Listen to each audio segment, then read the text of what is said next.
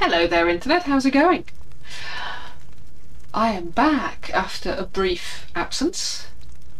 Apologies about Tuesday. I woke up at 3 AM with a sore throat and had a mild COVID scare. I do not have COVID. Woohoo! But I also did think that streaming this game in particular with a sore throat was a terrible idea because this game is 90% talking. Where's my cursor? There we go. We might be finishing Pyre tonight. I think there's a significant chance that we're finishing Pyre tonight. I'm excited. I also almost remember how to play it, even though it's been a whole week.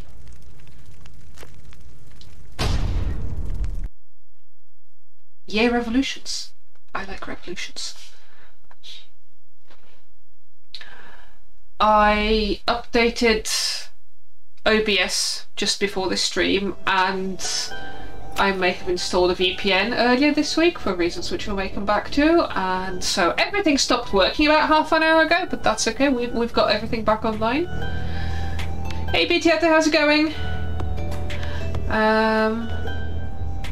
Right, we have conversations to have. Ooh. Hello Tariq.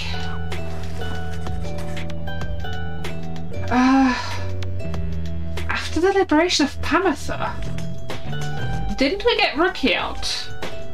Or did we get Rookie and then Pamatha out? Chat, what happened last time? After the liberation of Pamatha, you find the lone minstrel back in the wagon, looking as though no such thing had just occurred this night. Okay. You think you see him tilt his head as you approach. It was Rookie then Pamatha. Oh good, I'm glad somebody here has memory, because I don't. Thank you. I did a practice run just before the start of the stream, and I did just remember that Rookie was no longer in my party, but I thought Rookie was the last one with him. Never mind. We got it. You think you see him tilt his head as you approach. Some words of congratulations are in order for this evening, I should think, reader, and so congratulations on prevailing in the liberation rite. Surely Pamatha shall be most grateful, and her safe return into your commonwealth ought benefit the plan in which you all now play a part. As for your adversaries of the chastity, this might have been a bitter loss for them, and manly, although they must have known their chance was far from certain. Thus shall we all await the next turn of the cycle of the rites. Celeste and I are to return to our respective duties for the time, as now Scribe's Gate is sealed. I await when next we all shall meet, when next you may yet live up to the glory of the Nightwings in the eyes of the 8 scribes, which yet shine down for us. He trails off, then nods to you in his cordial manner, and bids you a good rest of the evening. So I'm pretty sure that in the next Liberation Rite we're playing the True Nightwings, and I'm not holding my breath for winning that one, but let's see how it goes. I think we have one game before then. Also, ooh, no! Actually, let's look at this. Oh, probability of success 75%. Okay, we may make this revolution happen yet. Good.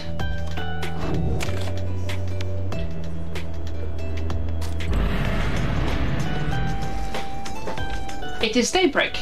You are to set forth now for the cairn of Haub, for what appears to be the final time. Thereafter you shall return here for one last exile's final chance at liberty. Alright. So yes, I think we made all of our decisions as to what we're going to be doing, and we just need to do the thing.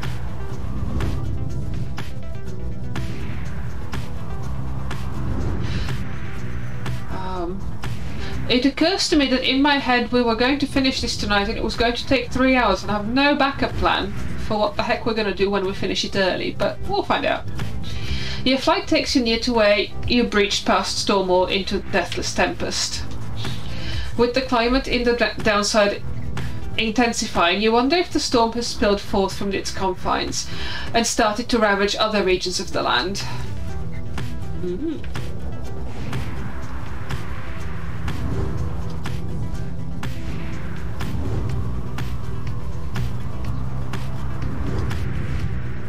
Right, this is where we're going. Bertrand has a hunch that you may find something of value on this route. Are we broke? I have a feeling we might be broke. You see that Tizo may gain a deeper understanding of the rights along this route. We're gonna go with something of value because I think we might be broke, and also I don't think we're taking Tizo into any of these games.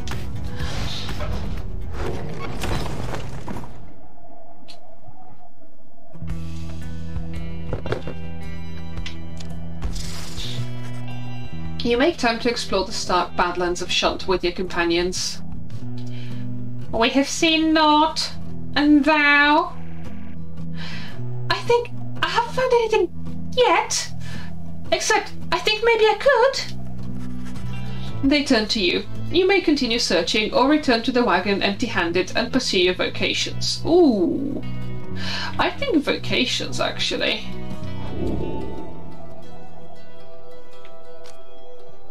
Because vocations will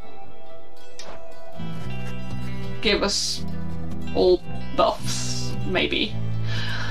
Your time here is better spent pursuing your vocations. The three of you return to the wagon. And group buffs, study in private. For a start, I want to see if we can get the last bit of... Study the purpose of the book, or whatever the last bit was. Your deepening knowledge of the Book of Rites is not nearly enough. Aspects of it still elude you. Through greater understanding comes the reader's influence. Yay! Fundamental purpose. What have you come to understand of the book? Can you recite its pages by heart yet? Have you internalized its teachings? In its lack of limits, you experience yours. Inspiration comes to you in a flash, whether from the book or from within, you cannot tell. Ooh. That's +1 glory for everybody, well hey. And continue our journey.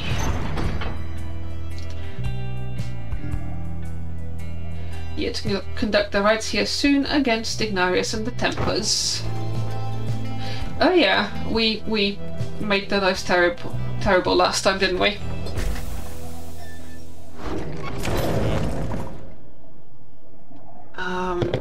Let's see how broke we are. Oh, we're not terribly broke.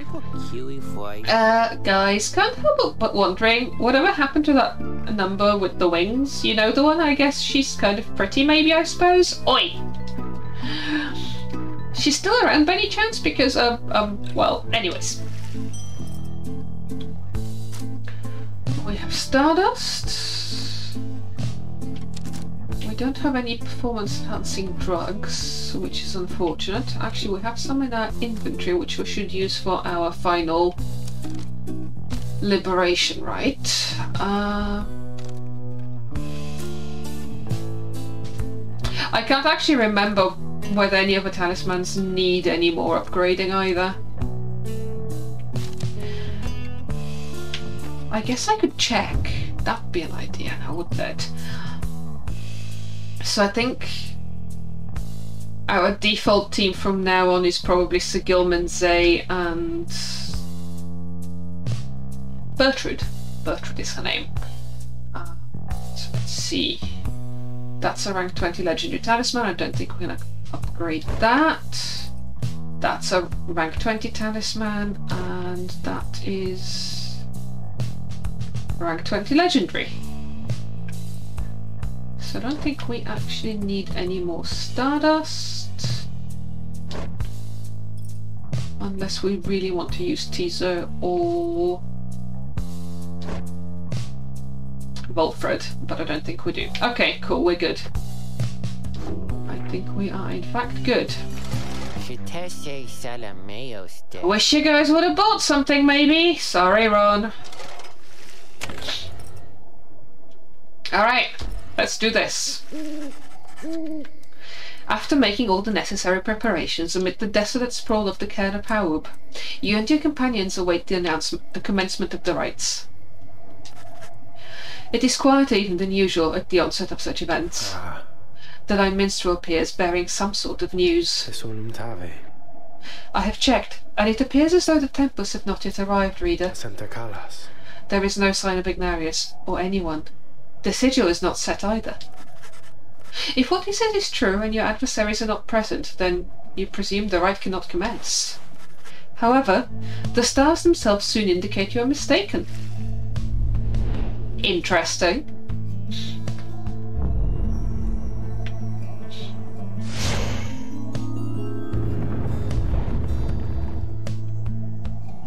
I have concerns.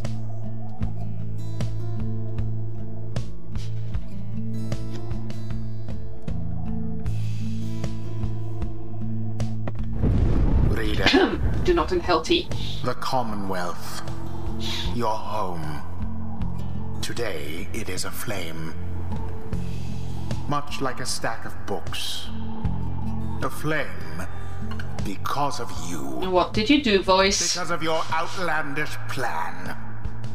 Not Concerns that in you this care. game. Not that you shall live to see this place again.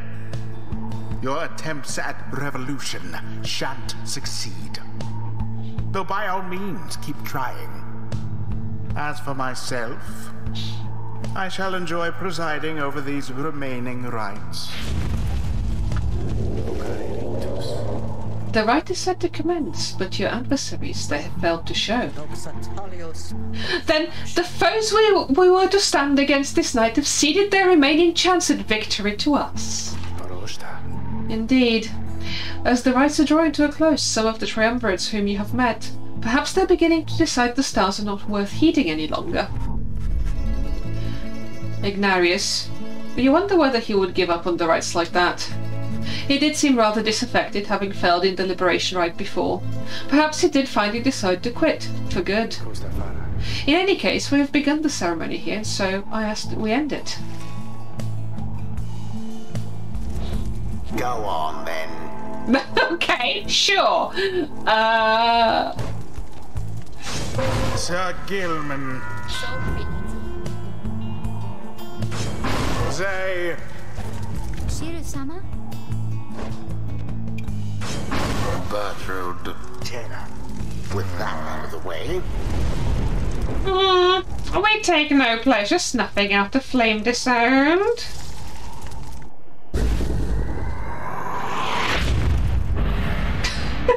Lo, even your adversaries have abandoned you. Okay. Hello? And it is done. The Nightwings prevail by default. Not that their adversaries even care. You love this scene, Chaprali. The contest against no adversaries, no contest at all. Boundless are the teachings of the scribes. Oh, we didn't even get XP. We did get inspiration. This is a bit like that bit in 3 hours. No, I didn't expect that either. This is a bit like that bit in Hades where spoiler. This is where you were trying subtly to hint last time that it wouldn't take long to finish the game. Yeah. Let's just say Sofa Chat was sleepy. Be gone now from my sight. And I've gone over time a couple of times when Sofa Chat was here and just like too sleepy.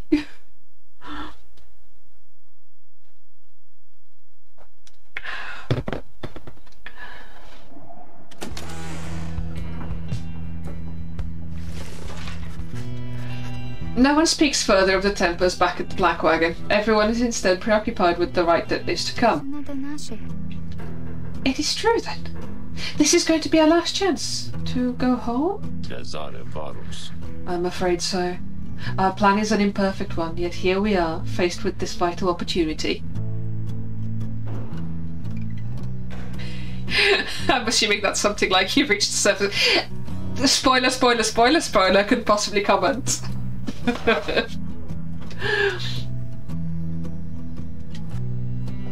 He looks over to you. Reader, my kin, please go see for yourself. I think we all know where we're headed next, and I suspect I know whom we shall face when we arrive. So do I. I'm glad I did a practice game before I started the stream, because I was actually relying on having another one here, but The others turn to you as well. You turn toward the wagon's door. You know what you shall see out there. Now, however, the time has come to face it. The dim and fading light of the final star still pierces through the darkness, demanding your attention, guiding you toward the end point of your path. Look upon it for the last.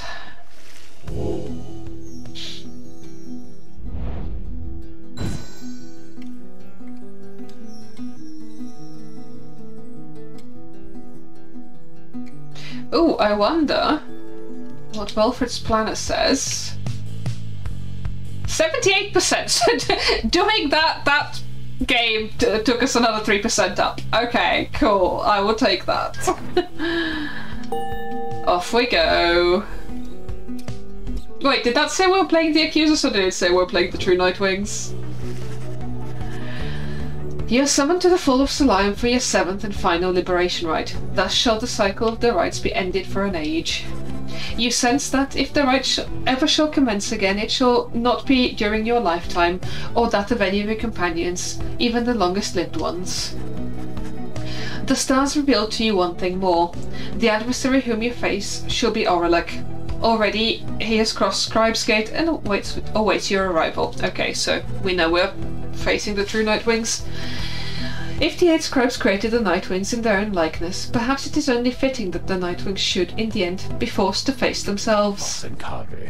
Aurelic, curse this damnable cycle that it must pit us against him in this, our final chance. Let us retire for the night. We shall not have many chances more for rest before our journey's ended.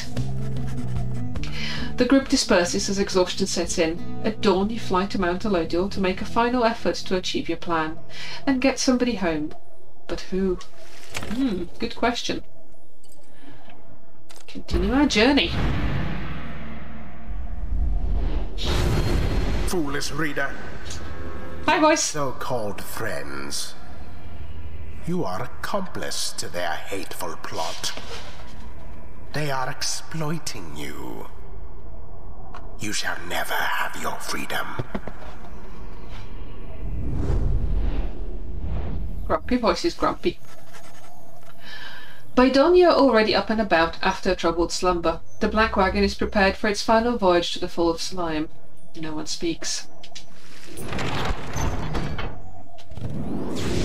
And back we go. Ooh. As you lift into the skies, the lone minstrel raises his voice, cutting through the somber mood. Reader, a certain olden ballad comes to mind just now. Ooh, song! I think it may befit the circumstance. Perhaps it may help to pass the time along our flight. Would you mind it very much if I were to play this song for the Nightwings? Not at all. Give song. You urge the lone minstrel to play his ballad so that all among you might hear it. He begins without another word. When the stars align, the rites shall come to bear. Illuminate the signs, the exiles shall be. Wait, what happened to the landscape? All are not the same, but 3 shall be as one. Freedom in flame, the end has just begun. Strength may break our own, but twisted make a braid. Together on their own, the journey shall be made. The journey shall be made.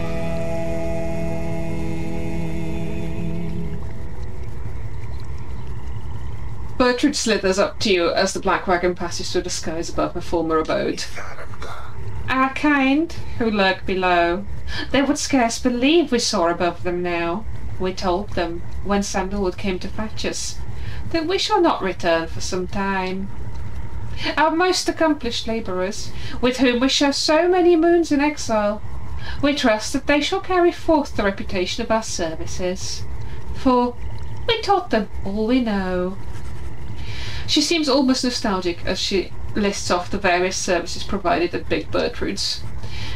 Curses, balms, potions, powders, cleaning reagents, sleep medicines, fungicides, seances. Big Bertrude's earned quite a name for itself throughout the downside for these and other things. When we are finished here, provided we do not return from whence we came, we shall return to our establishment and carry on our business there, for there is much demand. You love this version of this song. Have you heard the orchestral, the concert where they did that they did with an entire orchestra? It is on YouTube, and also the album exists. The orchestral arrangement is very good. I can't zoom. This flight is slow by design.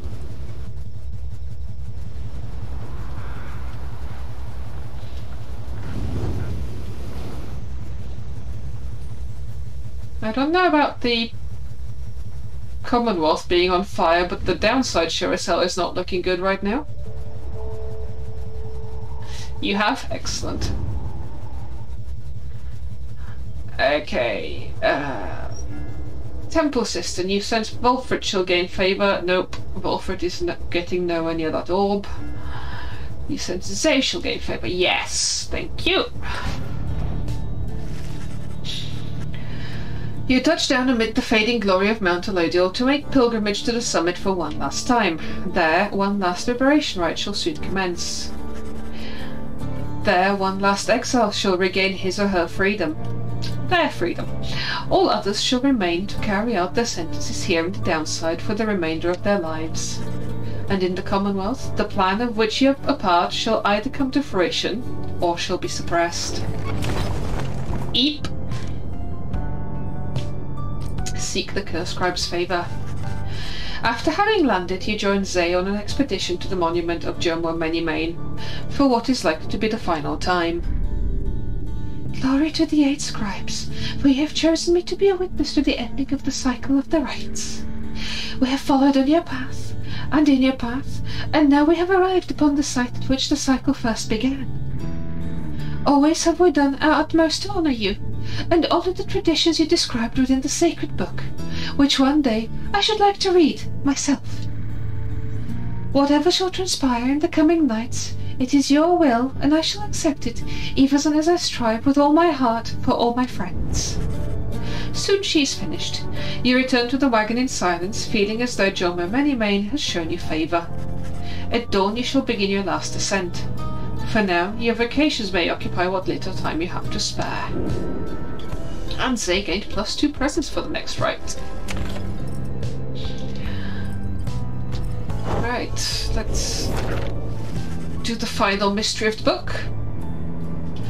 You remain intent on further study of the Book of Rites and found a place where you can concentrate upon it. Through greater understanding comes the reader's influence. Fundamental purpose. The book seems to push back against you. Your sense of its hidden meaning crumbles under layers of contradictions, of missing details, and yet you feel a thorough knowledge of it now. It is more artifact than book. Its power almost solely rests with the reader, who makes time to form a certain meaning from the many passages unwritten.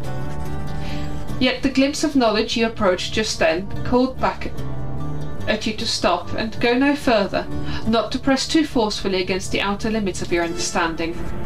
Nevertheless, for what you recognize shall have to be the final time inspiration comes to you in a flash, whether from the book or from within, even now you cannot tell. Righteousness! Woohoo!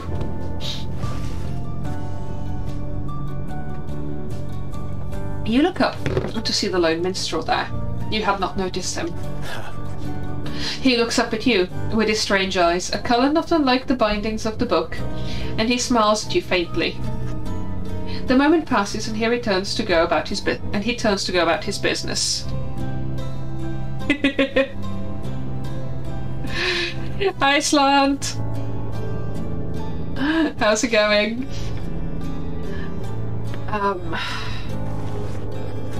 He leaves you there. You realise you are clutching the book of roads to your chest. You manage to pull away.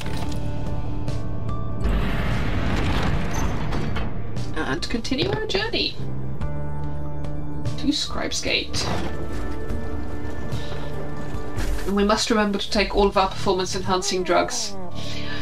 A messenger imp somehow tracks you down in the great heights of Mount Elodiel and delivers to you recent news and rumours from the other side.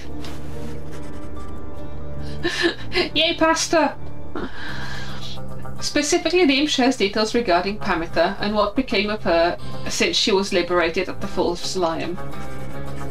She found herself back in the homeland of her enemies, where, despite her connection to the High-Wing remnants, her past transgressions were forgiven. In fact, she was asked to join the military council given her unique background, yet she refused to cooperate and instead demanded to be reunited with her sister Tamitha. But when they threatened her with a resentencing to exile and insisted that she take the opportunity, Pamitha said at last that she would think it over and returned with a decision soon. Next she was seen, however, was among Volfred's sons and daughters of the Revolution, where it is said she has attached her loyalty, at least for the time. Yay! You thank the imp for bringing you this news, which soon gets your companions talking. Tiso wishes for Pamitha to find her way and her sister in the Commonwealth. We suspect the ancient enmity between the winged and the flightless shall not be soon resolved, if ever at all. I wonder where her sister is right now? I'm sure she cares for Pamitha, I'm sure of it. Never once before had this night felt even a thing for our most bitter enemies, and yet, having known Pamitha proved eye-opening indeed for this night. I hold to hope that both the Thane sisters one day soon shall join together as part of our good cause. The two of them can help lead us toward a brighter future. In spite of some mixed feelings, the news of Pamitha's liberation fills you and your fellow exiles with resolve. Your companions gain plus one hope for the next ride. Woohoo!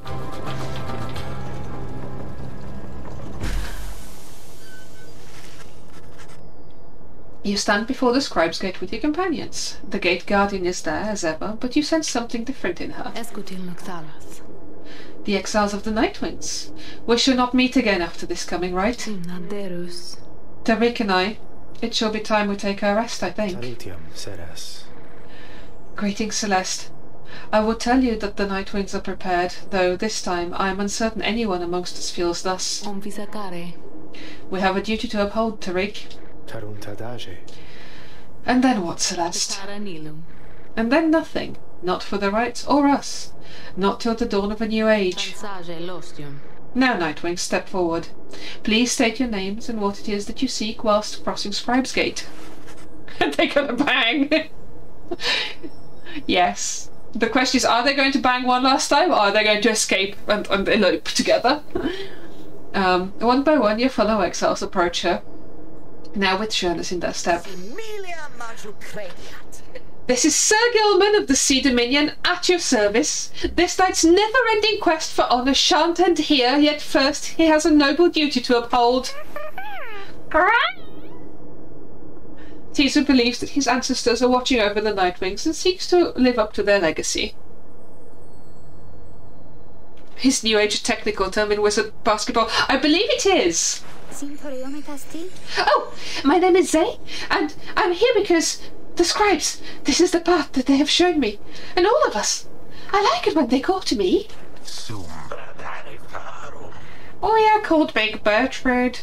We seek to fulfill the plan of Sandalwood, for we are fond of him and his beliefs, and then to go about our business. My name is Wilfred Sandalwood. I long as yet to see an age where freedom is one's birthright, and no longer are good people such as these forced to contend for it. They mean league. Finally you step forth once more, you a common wanderer who vowed to help their friends be free again, and who managed to come this far with this group. The gate guardian observes you for a moment, then motions past the archway toward the summit. The 8 scribes bid the Nightwings welcome. Go forth with glory. Final Slam starts playing. Except for you, Tariq. You stay right there. I thought you said the rites are not yet ended, Tariq. He looks to her, and then over to the rest of you. See blushing? Pardon me, everyone. I shall be there when the stars align. The gate guard and the lone minstrel remain together as the rest of you depart.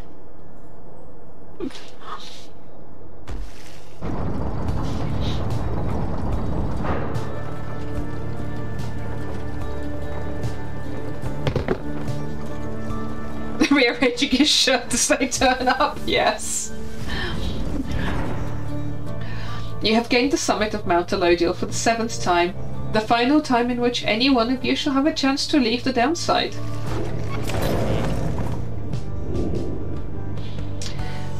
The Beyond the Crystal seeks me, Eep. Hey, Sandra.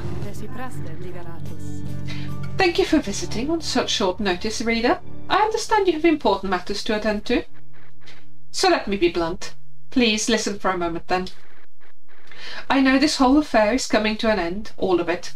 I sense the binds that formed their rights becoming weak. Which means, soon you will not need me anymore. Not that you have needed me at any point, but still, my services will not be of any further use. I would love to tell you that this means I shall be free from my internal prison. For some of my Beyonders it shall be a release. My accomplices are bound by weaker words than those which have bound me. They shall fade away, I think, and finally rest. I, however, shall remain. She hesitates for a moment. Thus, I have a proposition for you. I do not know where you shall go from here, but I ask that you take me there, wherever it shall be. By that I mean, take this stone prison of mine and keep it.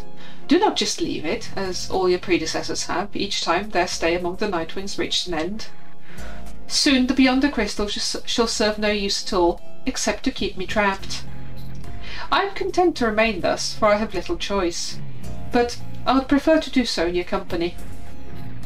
For I do enjoy your company, Reader. This may not be much of a compliment, but I assure you that I much prefer your company to an eternity of solitude. Yeah, low bar there, Sandra. I have no wish to see you gain in years and to eventually decay whilst I remain unchanging, but I should rather have more years whilst having contact. Even if those years are to be brief, they shall afford me many more in which I might think back upon our times. That hat comes off, oh my!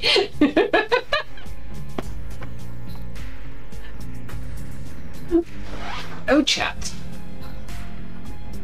Nor do I expect you to accommodate my needs, for I am well aware I have my limits in accommodating yours. That is to say, I wish you to go forth after this night and live your life however you see fit, for your own sake. May all this ride's business enrich your coming days somehow.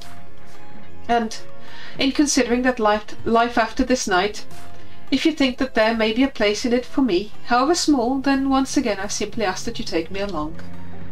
That way, should you ever wish to visit me again sometime, you could, and I would like to have that as an option more than not. My request here is a selfish one, for there is little I can offer in exchange, other than what little my companionship is worth. Perhaps I could lull you to sleep once in a while. Who knows?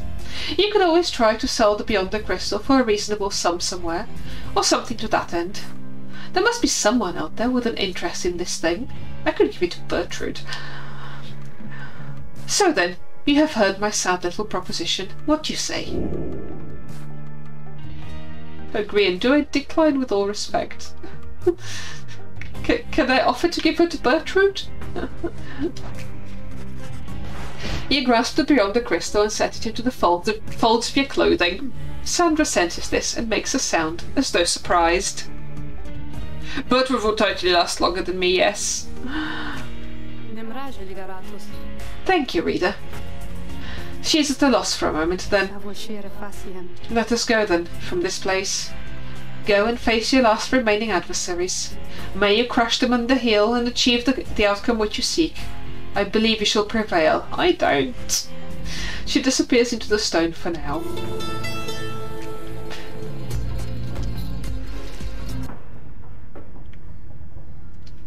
Welp, we stole the Beyonder Crystal. Cool. Let's go talk to Ron. Hey, Five.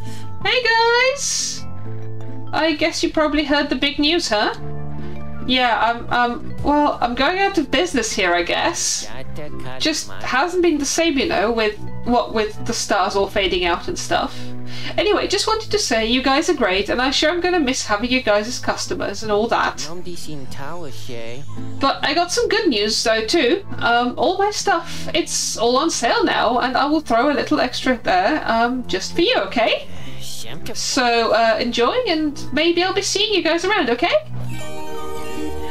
Henceforth, all the Falcon Run stuff, Falcon Run's goods are 5% off. Great. No drugs. Some dust. No, I think we're good. But we will take this opportunity to take our drugs. So we have 1 + 4 hope, we have 1 + 4 quickness, and we have 1 + 4 presence. Let's see.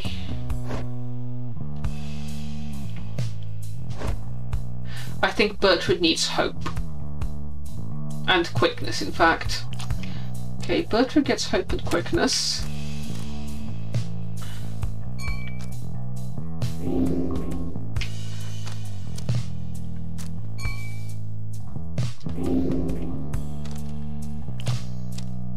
And gets Melody's tail back. And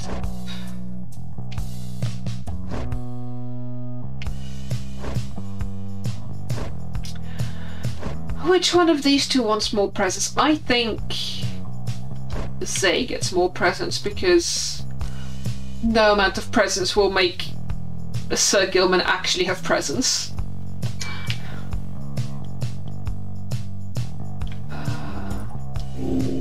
I don't even need to take the other one off. Cool, fabulous. We have taken our drugs. I'm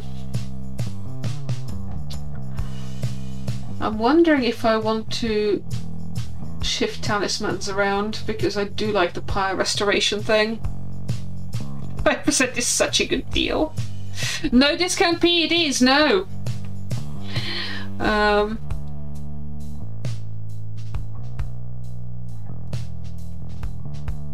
The weird stardust in a bit of paper thing? What? Like, I think all of the talismans that we're going to use are maxed out.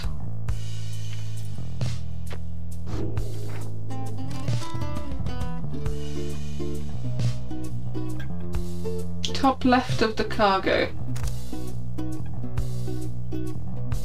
That one. Like, all of the talismans that we're going to use are maxed out. They're all level 20. Yes, they level talismans, not people. It's the bottles that level people.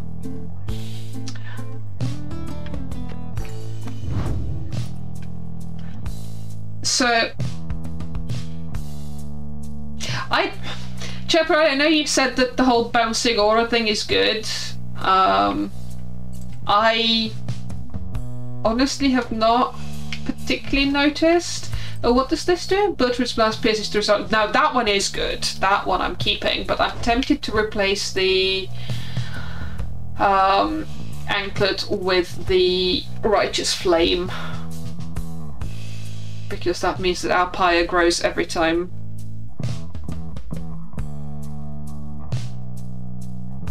Wait, what?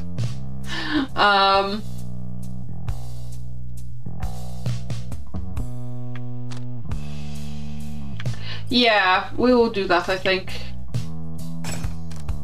That is also maxed. Okay. I think we're good. Okay, well, see you guys. Bye, Ron. Chat, I'm not ready for this.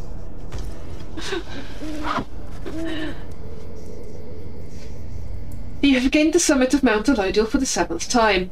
Very few stars remain above to light your way as you await the commencement of the final liberation rite. He's got his hat back on. The lone minstrel finds you clutching the Book of Rites, seeking there perhaps some bit of wisdom that has eluded you thus far. Reader, we may not have a chance to speak again after this. I may have to go. I wish to say that I am grateful having made your acquaintance, and I shall remember you with fondness. I wish you well, this night and always. Go forth with glory. Then he looks up, and he extends his hand in friendship. You clasp it. You see Volfred has joined you. All of your companions are there with him, in fact. It is strange for me to say, given the circumstances of our meeting, reader, but it has truly been a pleasure. Onward now. Let us achieve our plan. Master Reader, it has been this night's greatest honour to have served with you. Let this be our most glorious stand yet. Reading one, thou art both wise and less irritating than most others of thy kind. We have learned something from thee, and we are grateful. I am less irritating. Oh, hi, Reader. The others, they said they wanted me to join them and come talk to you, so here I am. The scribes are watching us. Scream! Teaser wants you to know he has the utmost faith in you. Aww.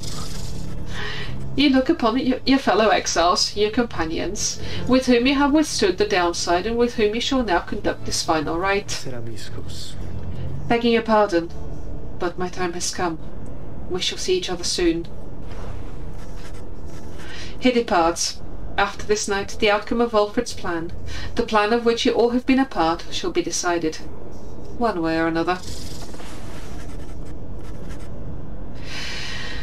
Am I going to give Gilman a chance to stab? I mean, it's not... like, I won't need him for any more rights, so potentially I haven't decided yet. For now, all you can do is strive to prevail against your final adversaries, so that one last companion may go free. You rise to join your fellow exiles as the last remaining stars ignite. The final liberation rite of this age shall now commence. The stars have joined us.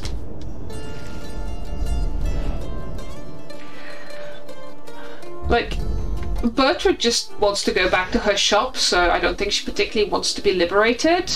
Like, the three people that I want on the field are Gilman, Zay, and Bertrude. Bertrude doesn't want to be liberated. Out of Gilman and Zay, I don't know which one of them would have a better impact on the plan. That would be like kind of my concern. Look, for one last time, upon the fall of Solium, dear reader. Hear me for one last time. Hey, boys. For soon the few remaining stars shall fade away, leaving you stranded there for your remaining days in that forsaken land where you deserve to be. The rabble that you roused here in the Commonwealth shall be put down. The exiles whom you liberated, all shall fall in line. But first, let us get on with this last liberation rite. You face none other than yourselves, each so unlike the glorious Nightwings of yore.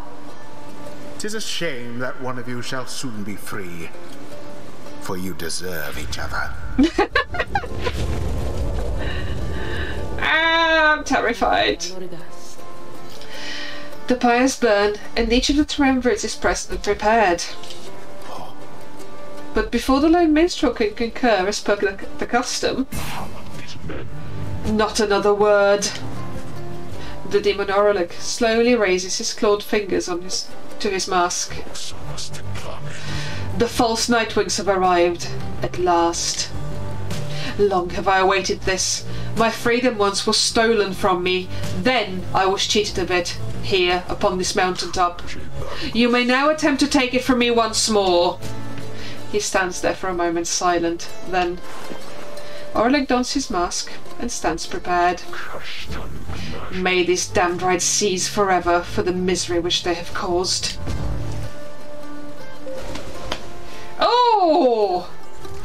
their Ashen Coal is bigger than ours. Voice anytime you want to not be a dick. Nah. It is the voice's entire raison d'etre to be a dick.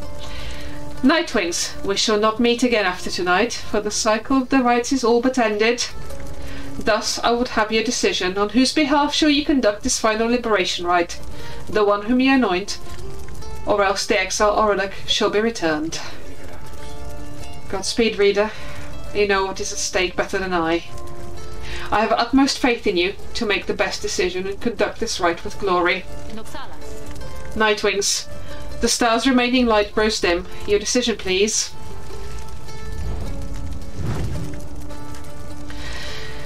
It is time now to choose who, if anyone among you, shall go free this one last time. The rest of you shall remain in the downside to the end of your days. One by one, you meet the gazes of each of your fellow exiles. Tizo, Sir Gilman, Bertrude, Zay, Wilfred. Your fellow exiles, your companions, your friends. Together you have come thus far. But now, the downside and the rights conspire to tear your group apart and disrupt your plan. Are you prepared to choose this one last time? No, the pressure is too great! Yes, for there is no turning back. With but a glance you reassure your fellow exiles that you know what to do.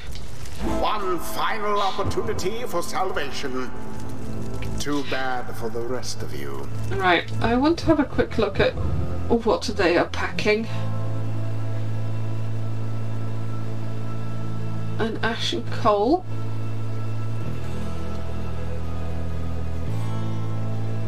Yikes.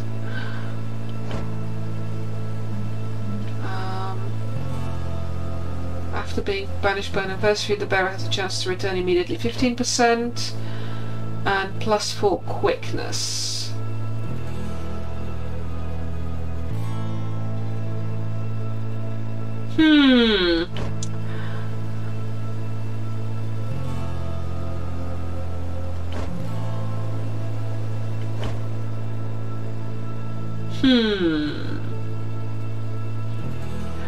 Okay.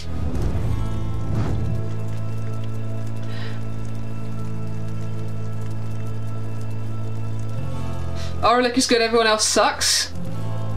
He just grabbed two random guys and we're like, alright guys, let me do this. Okay, good to know.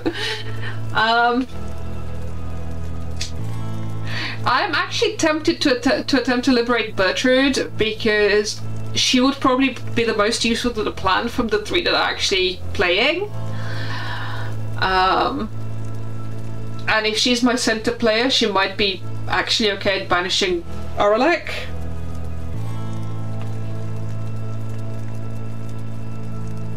Like, I know she wants to go back to her shop, but like, I think she'd also... Actually, no, I can't. I physically cannot. She's insufficiently enlightened. Okay, in which case... Sir Gilman!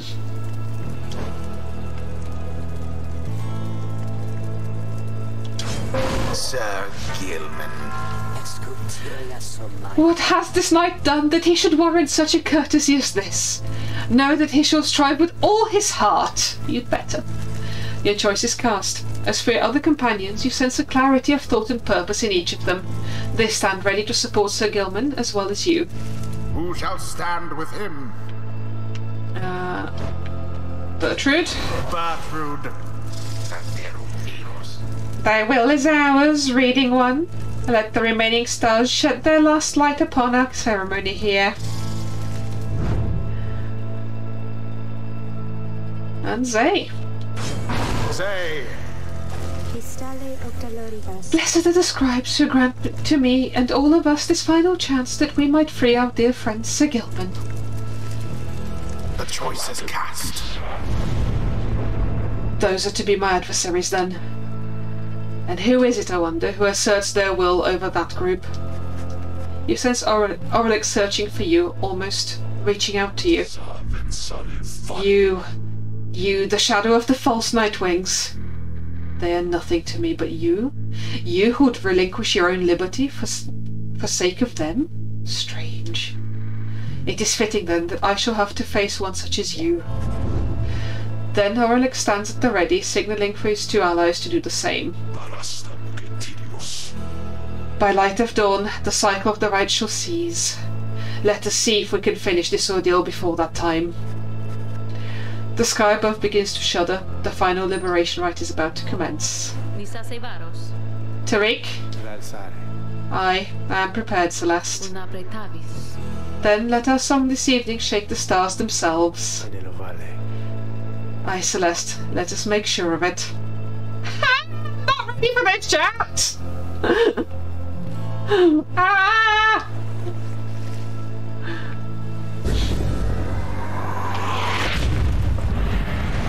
Begin. The final chance at liberation for the age. Oh, dang, no!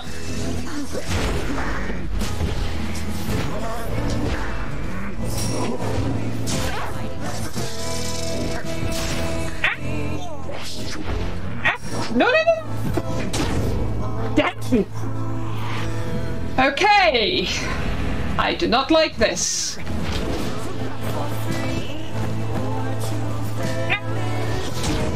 Okay.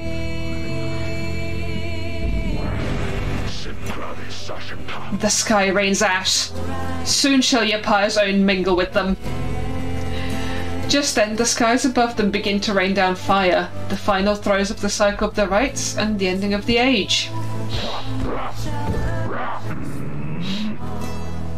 Well... Eep!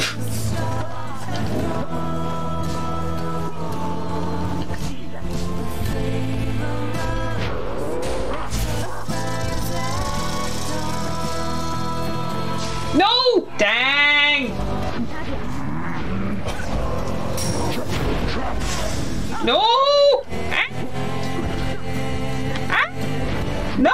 No, no, no, no, no, no, no!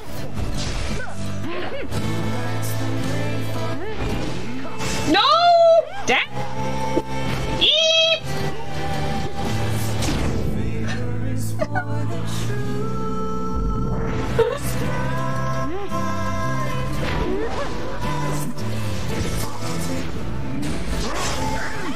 No!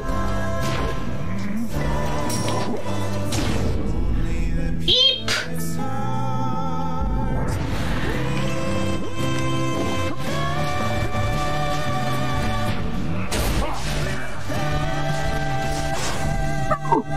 That! Chap! Chap, I don't like this! Chap, I swear he's cheating.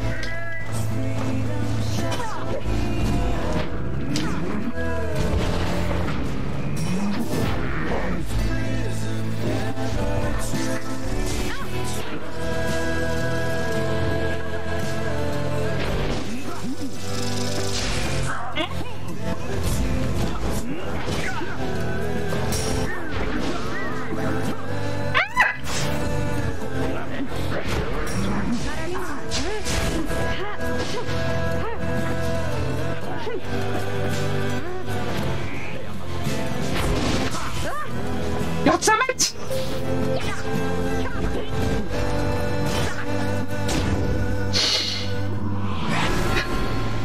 I don't think we got this. All of you, you shall rot here. You shall rot as I have all these many years, you false Nightwings, who would deny me once again my rightful liberty.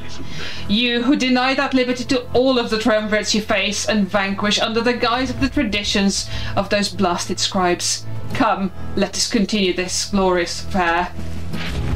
How he has changed, that Aurelic. Grown old and bitter all these many years. I never. There it is. Nope. He's too zoomy. Gilman banished.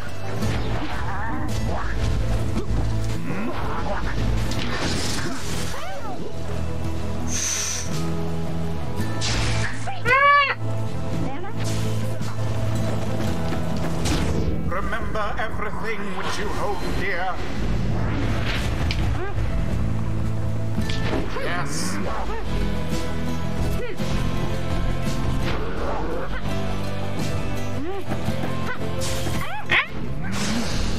Oh, you poor... No, not again. Orlek's aim was true. I mean, this is pretty much what I was expecting. Your Pyre's flames threaten to die out at any moment. Orlek makes a sound like laughter, but says nothing as he prepares for one last assault against your side.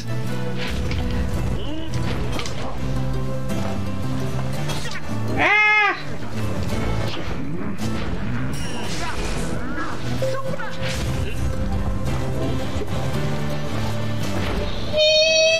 No! Most.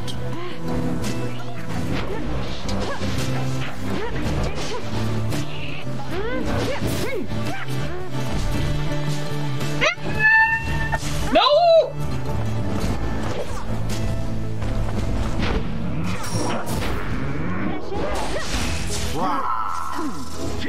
Come on, Bertrand, come on, Bertrand, come on, Bertrand, we got this. Their Pyre shan't survive much more of that.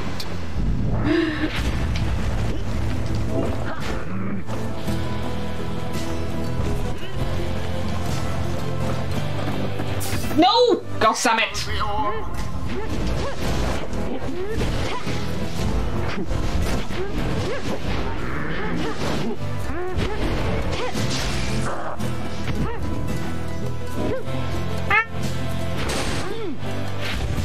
Come on, Zay. Come on, Zay. We got this. Eee! No! F. Unexpected. Red-handed.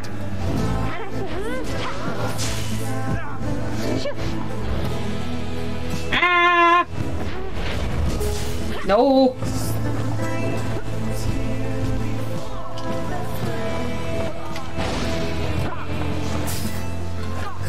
God damn it!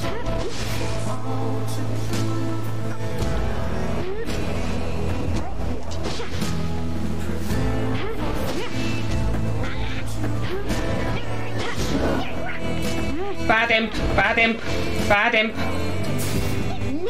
Give orb.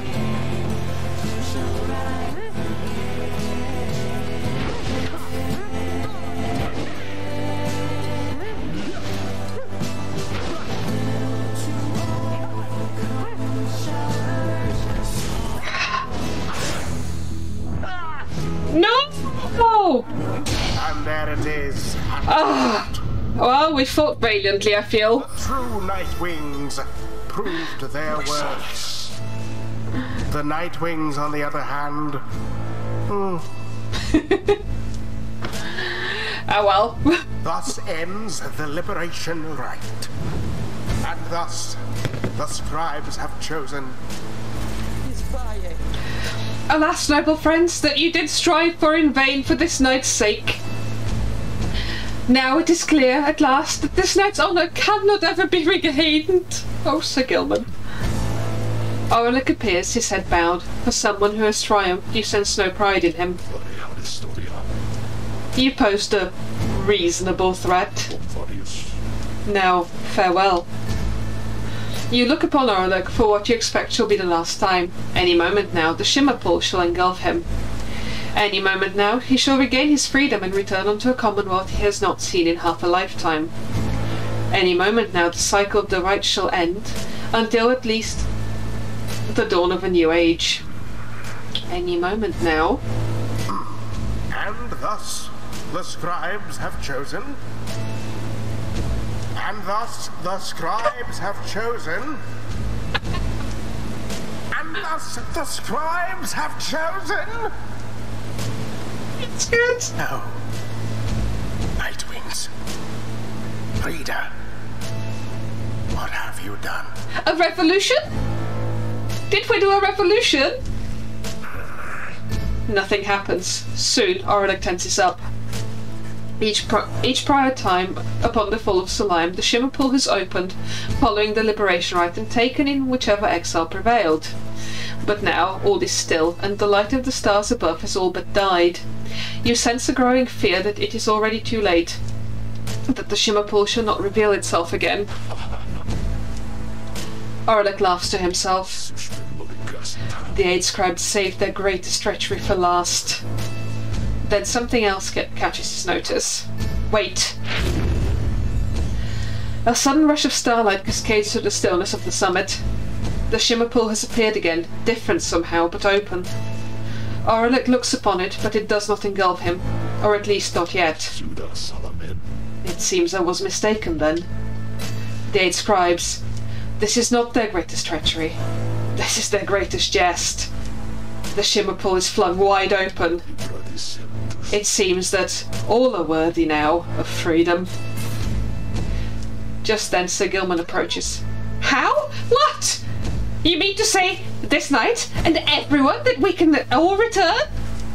Sir Gilman moves closer to the shimmer pool, but... Halt, Sir Gilman. It is a warning.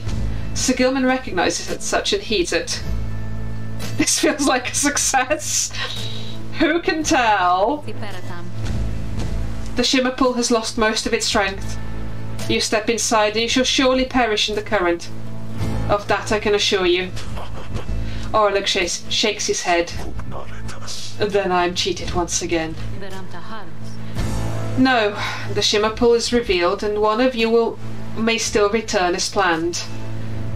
But Aurelic, as the victor of this liberation rite that ends an age, the choice of who is to return is no longer decided, but is yours. Having to choose from those anointed, ere the last light of the stars is extinguished, and the rites draw to an end, this is the final trial of the scribes. The final trial of the scribes. All that remains then is for me to choose myself. Is that what you're saying? If that is to be your choice, then yes. Why would... How is this even a choice? What reason would I have to... Aurelic, make your decision quickly, lest it shall be forfeit.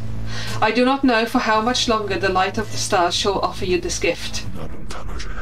Why do I hesitate? To have come this far, to have regained what ought to have already been mine, and all those years ago. Why now would I hesitate to claim my right? The final trial of the scribes.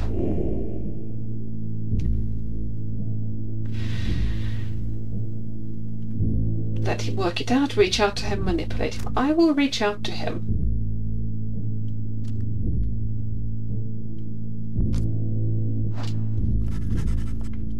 As Aurelic struggles with the implications of the choice he has to make, you reach out to him, maintaining calm. Soon he becomes aware. You... Shadow of the false Nightwings, I sense you lurking at the edge of my thoughts. Begone. You venture to a place more desolate than the one on which you have been exiled. But you remain with him. Soon your thoughts are known to him as well. You, all this time you stood by them, clinging all the while to your faith that you yourself could still be free someday. How foolish. And Valfred, the remorse which he expressed to me then, it was genuine. This plan of yours, back when we stood together in the rites, it was our plan. Then Aurelic seems to pull back from you and returns to his senses. My choice is made. Then please declare it. He turns to you. You there, shadow of the false Nightwings. I would have you be gone from here, back to the Commonwealth. Go. Return and realize that plan. The Gate Guardian studies him, betraying no emotion. The freedom I have sought, my desire for it is unlikely to be sated in the Commonwealth, which cast all of us here. The Guardian turns to you as well. Reader of the Nightwings, quickly please, do you accept the burden and the outcome of this choice? You look towards Sir Gilman, who regards you with such warmth that no further exchange is needed. Your choice, reader. Insist that Aurelic go free, ask for Sir Gilman to be free, humbly accept. Chat! Chat, we have choices.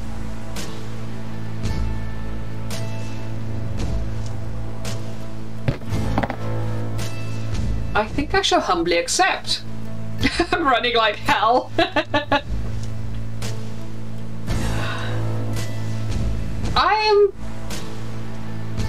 I feel like I'm in the best position to make a difference. Chat, help me. No, I do not expect chat to help. I only expect chat to help.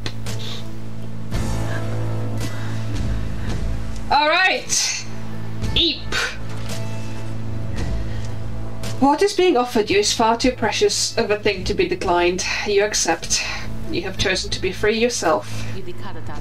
The choice is made. Then it is done. Sir Gilman looks to you this one last time, his heart filled with unspoken understanding. You turn then to Orlick for an instant, but another instant later. He is gone, he and everyone.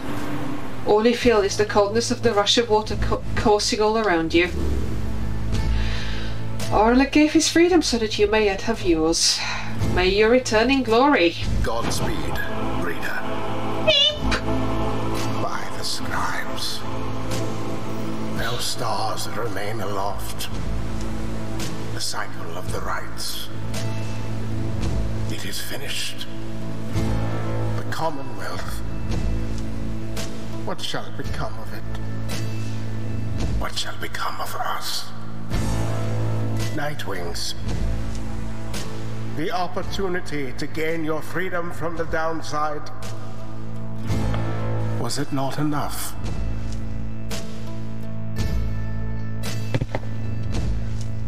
No, funnily enough, oppressive systems are never enough.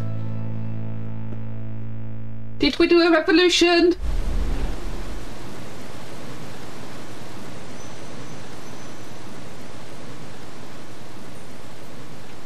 Did we do a revolution? Did we? That night, an exiled reader returned to the Commonwealth. They were to be the last. The stars had faded and the cycle of the rites had run its course. They found the Commonwealth in a state of unrest. Spurred by the efforts of 4 liberated exiles, Walfred Sandalwood's revolutionary plan had incited the masses. These exiles, and the starless sky, pretended the return of the scribes. The rulers of the Commonwealth pushed back. Fighting broke out in the streets in spite of Sandalwood's intentions. It was then that the winged High-Wing remnants chose to strike. Allegations that the High-Wing remnants were in league with Sandalwood were never proven. However, there was no denying the result of the two-pronged attack. After enduring for almost a millennium, the Commonwealth had fallen. The new Saurian Union declared its sovereignty in the next year. Among the changes its elected leaders ushered in, they vowed never to cast their people into exile, and they abolished the old Commonwealth decree forbidding literacy. Today we still remember all of this. Hello, Coffee Cat! Coffee Cat, we did the revolution! Hi! Hi! Hello, how you doing? Coffee Cat, we did the revolution! Oh. Human get dreamies. Human, I don't care about revolutions. Human dreamies. Oh, yes.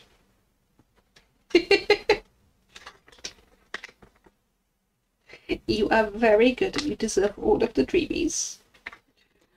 So, while I was unsure whether I had COVID, I was like, I don't want to give it to the cat if I have it, so I've been ventilating the house and running the HEPA filter 24/7, which is so loud. And they have been extremely safe from cuddles, and they were very confused about being safe from cuddles. They were like, but human, normally you cuddle me even when I don't want to be cuddled. Human, give cuddles. Alright.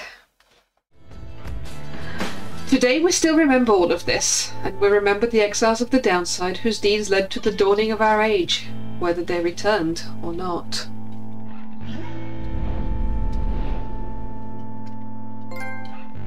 True freedom!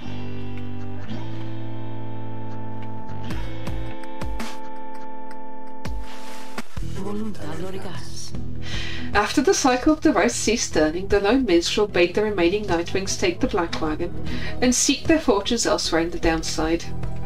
Their parting was heartfelt but brief. He remained there at the summit of Mount Elodial with Celeste, where the two of them would chronicle the final outcome of the cycle. Ah, that's what they call it these days. Hello, why am I getting close to the toes?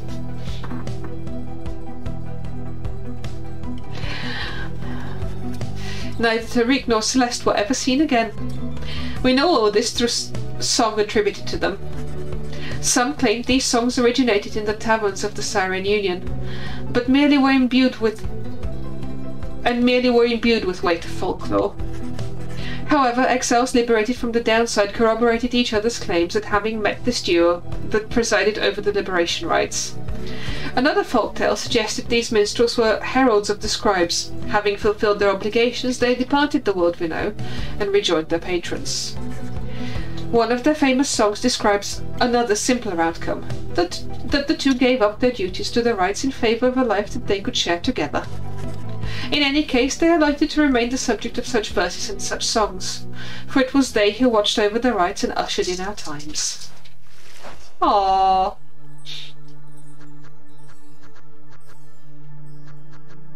Who shall we find out about next? Hey, Ron! With the rites drawn to a close, the slug market's revenues fell precipitously, and Falcon Ron was forced to liquidate his assets and close up shop. Yet it is sometimes the case with those of an entrepreneurial leaning that time of hardship led to an epiphany, or at least a sudden change of fortune. One day Falcon Ron had a run-in with a messenger imp bearing news from the other side. Ron gave it one of his remaining trinkets, which could not be sold. Hello, Cat, do you know what kind of attention you want?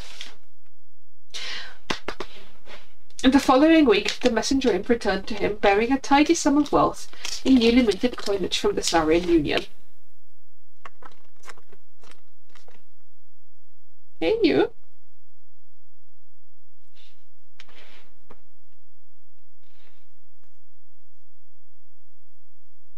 What are we doing, Cat? What's the plan? Oh.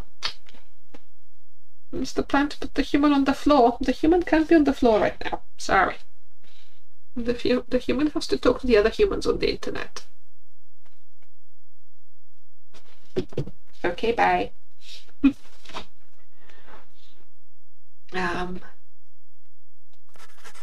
Falcon Ron cut a long-term deal with the messenger imp then and there.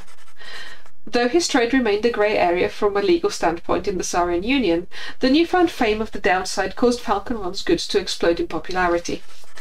He later signed an elaborate agreement with Big Birdfoods and found a distribution partner on the other side through Rookie Greentail, whose own business had expanded. Why are they not just give entire pouch? They're not, like... They want dreamies as long as like the bag is open, and then once they close the bag and put it away, they're like, yeah, that's fine. Okay, bye. I think they do actually want me to go and like pay them attention and sit on the floor with them, but obviously the human has to talk to the other humans on the internet. Especially in the Sarian Union, Falcon Ron's goods are still known for their superior quality, and though he assumes no liability for any side effects. Excuse me, I have to go witness the cat. Be right back, chat. What's up, Coffee? Hello. What's up?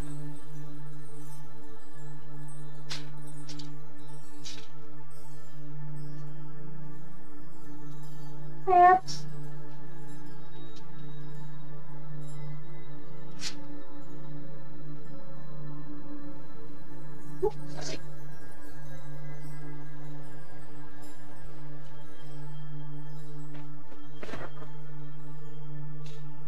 We're very much having the conversation of, do you know what kind of attention you want? No, not that kind. Where did my controller go? There. Right, who next?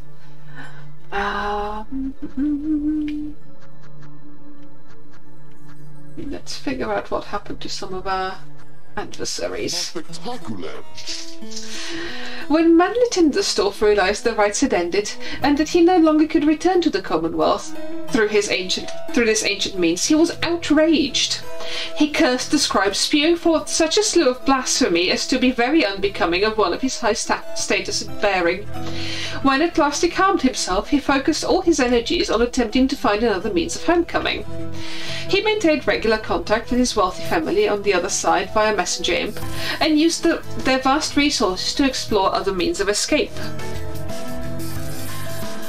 He tried using an elaborate pulley system. He attempted to retrofit a flying black wagon with superior propulsion. He tried an imp raft, a hot air balloon, even prayer. Nothing worked.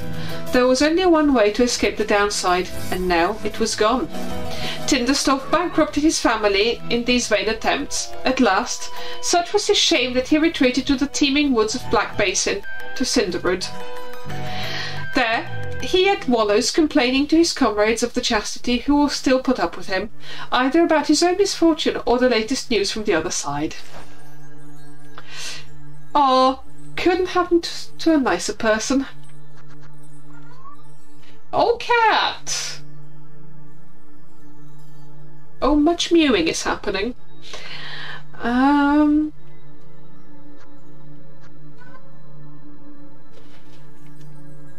Cat?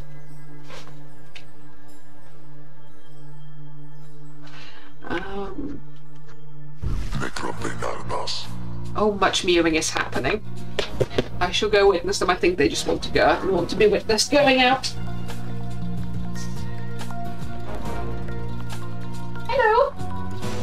You going out?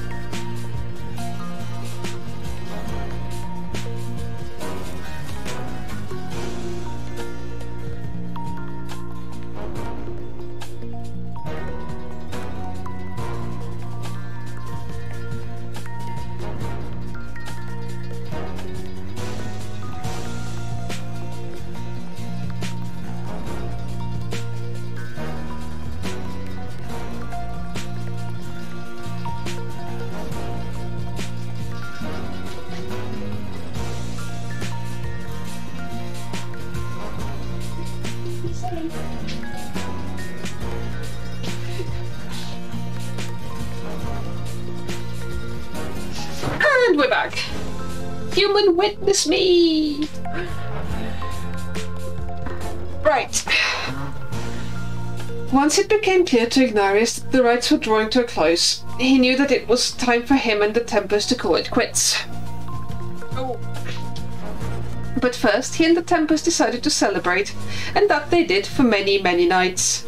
The revelry did eventually subside, the exiles parted amicably, and went their separate ways.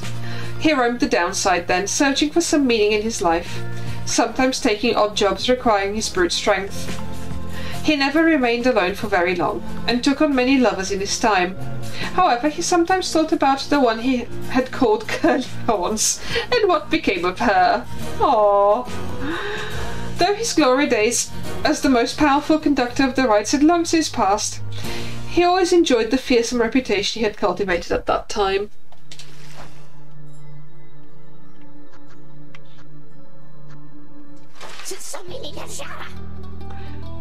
All his life, Sir Deluge had fled from one danger only to find himself facing another. He had escaped the war-torn waters of the Sea Dominion, he had escaped the blood border of the Commonwealth, and now he had escaped the rites. After the rites had ended, many exiles wrapped up in the ancient test were crestfallen, as their last chances to return to their homes vanished, along with the stars above. But Deluge did not mind. For this outcome meant that at last there was no burden of responsibility weighing down on him. Having heard that Sir Gilman also had remained behind, Deluge made a point of avoiding him at all costs. Nonetheless, they ran into each other once, riding a cold current in the Sea of Solus. The meeting was terse and cordial. Deluge ended up apologising profusely for mistreating his fellow Worm Knight, and that was the end of it. While most of his fellow exiles of the Pyre hearts yet longed for the waters of the Sea Dominion, driven as ever by their impulses toward conflict, Deluge settled down. With him remained one of his companions, one Lady Seagrass, who had taken a liking to him for some reason. Reportedly, they disappeared into the waters of Worm Gulf, which may begin to explain the significant increase in worm population observed in the vicinity. Eep.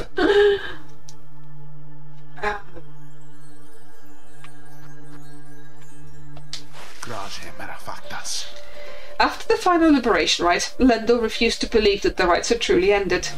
He would sit through night after consecutive night staring into the blackness of the sky, awaiting any kind of sign that he might gain another chance at freedom.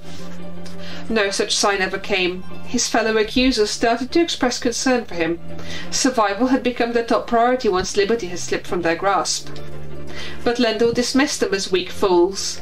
He insisted rather forcefully that any evening now the stars would shine for him again and mark the way toward his inevitable freedom. He was, of course, mistaken. The others in his triumvirate were left with little choice but to abandon him. After that, the exile known as Lendl the Liar was never seen again. However, there have since been sightings of a bedraggled demon who wanders the downside and bears Lendl's cruel countenance, suggesting he yet lives.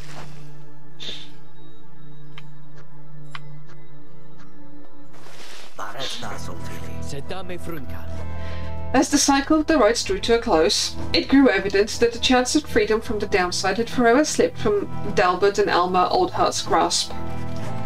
Thus, they and the exiles of the Fate returned to Joma Valley. There, they struggled to get by as exiles of the downside tend to do. Sometime after the rites had ended, the Oldhearts at last heard the news that the Commonwealth had fallen. This was well after the fact, of course, but it brought old Dalbert great joy. Despite his forthright manner, he had no love for the nation that cast him down, along with his son. Dalbert Oldheart passed peacefully in his sleep before the next new moon. In his final days, he implored his son to undertake a pilgrimage to the scribes. Alma never shared his father's view of the scribes, but respected Dalbert's wishes, and so, after a period of mourning, Alma began a new journey.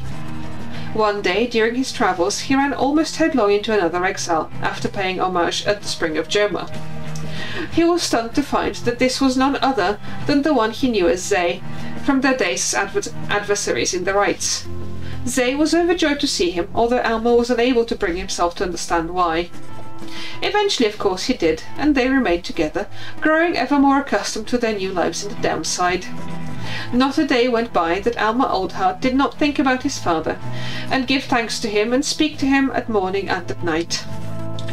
Would that the stars yet shone, for surely Dalbert's would be there among them, smiling down at his son, and watching over him and his kin.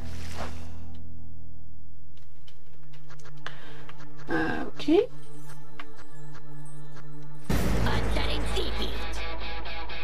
Barker Ashpaws never had much interest in returning to the Commonwealth, but he always found its bylaws to be stifling. So when the rites ended, he did not care, at first. He soon grew very bored.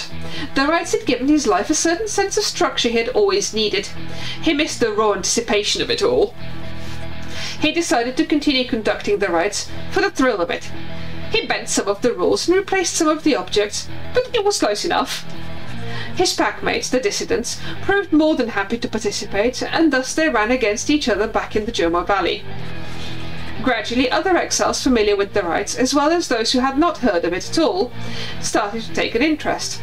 They ended up giving Barker Ashpaws some healthy competition.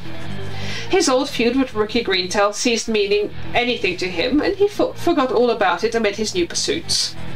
Ultimately, even Barker Ashpaws, who had led such a directionless existence to that point, found something of a calling through the rites. Whether he took the rites less seriously than any other exile of his time, or more, was oft debated by those who watched him work.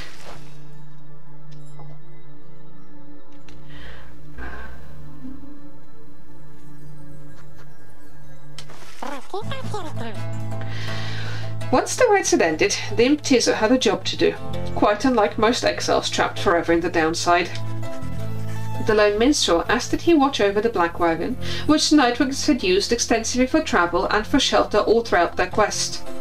Tiso obliged, for he knew that wagon as well as its driving inhabitants perhaps better than anyone. What became of the wagon exactly was never verified as evidence of Tiso's thorough work. After that, he liked to while away his days with any of his friends, or else with fellow imps. He would visit his friend Zay at every opportunity. She was among the few who could consistently interpret what he meant, and they were always close since first they met. Sandalwood sometimes called for his assistance, and Tiso was always happy to oblige. The two would often reminisce about their times with the lone minstrel. Tiso often missed his interactions with the reader of the Nightwings. They had quickly built quite a rapport back in the Downside. Indeed, Tiso would often express wistful gratitude for all his time with the Nightwings, and their many adventures throughout the land that was always his home.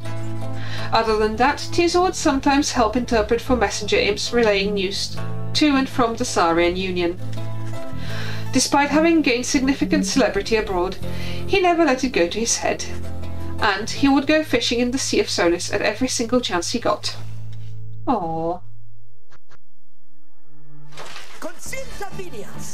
The Worm Knight Sir Gilman had elected to go into exile as penance for his failure to uphold his military obligations to the Commonwealth. To him, earning back his freedom was tantamount to erasing the shame of his past. His honour was at stake more so than anything. Yet when it became clear to him that he would not go free again through the rites, he readily accepted the outcome, for he knew by then that much more was on the line. He regretted not having had a chance to contribute directly to the events that transpired in the Commonwealth, though he was pleased to hear the outcome. The conclusion of the rites and the fall of the Commonwealth made clear to him that his days as a knight had ended. He declared to all those in earshot that he would never fight again. Unless, of course, there arose some other extraordinary set of circumstances, again requiring him to fight, but he certainly hoped not. He still trained regularly, though never found as skilled and motivating of a partner as his fleet-footed friend Rookie Greentail, whom he remembered fondly.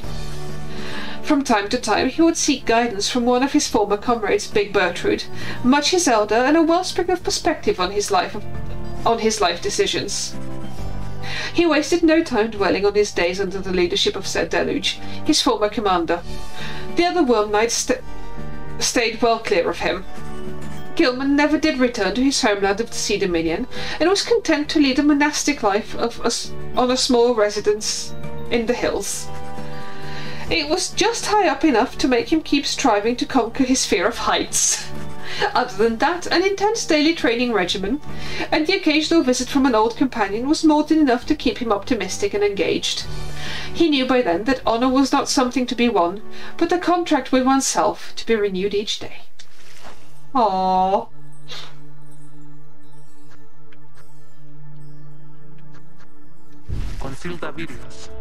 After her liberation, Jadariel soon became an icon of the movement that led to the collapse of the Commonwealth and the rise of the Saurian Union.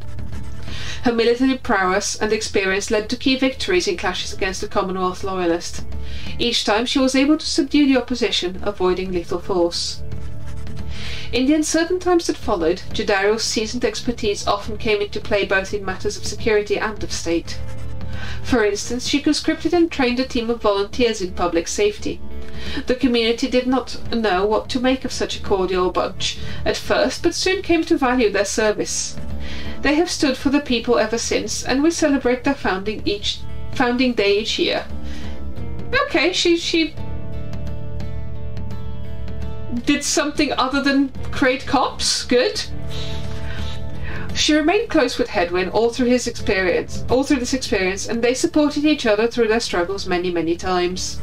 She often had to stop herself from fearing for Zay, whom she had tried to look after as much as possible on the downside. Soon she would reassure herself that Zay was very capable of surviving on her own, and in fact she was not mistaken. She continued training on her own, a regimen that grew stricter with each passing year. There were those who sought to train with her, and she sometimes obliged. There remained one other constant in her life. She would always remember her days among the Nightwings, and with fondness for the most part.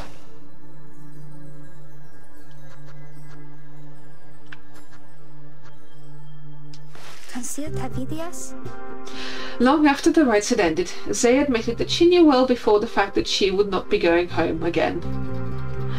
At least, she had a very strong feeling. She ended up not minding very much, because she had little to return to in the Commonwealth. Her sense of home had changed. She took to wandering from one celestial landmark to the next, even paying homage to the eight scribes, who she believed had influenced all that transpired. She was no stranger to travelling alone, but was always happy to have company. Among her friends she always remained close with Tizo, who more so than anyone could always make her laugh. Though they could not see each other any longer, Zay often thought about Jadariel and spoke to her as though she were there. Zay tried to make the decision without first consulting her idea of what... Zay tried never to make a decision without first consulting her idea of what Miss Jadariel might say. One day she encountered one of her former adversaries, one called Elmer Oldhart, who had served the Fate. She remembered him much more than he did her, though only just at first. They shared experience in the rites, and their different points of view about the scribes formed the basis of what grew to be a long-lasting relationship. Zay always was devoted to her faith, but more so to her friends. Her gentle manner and unwavering conviction often helped them brave life in the downside, both with courage and with grace.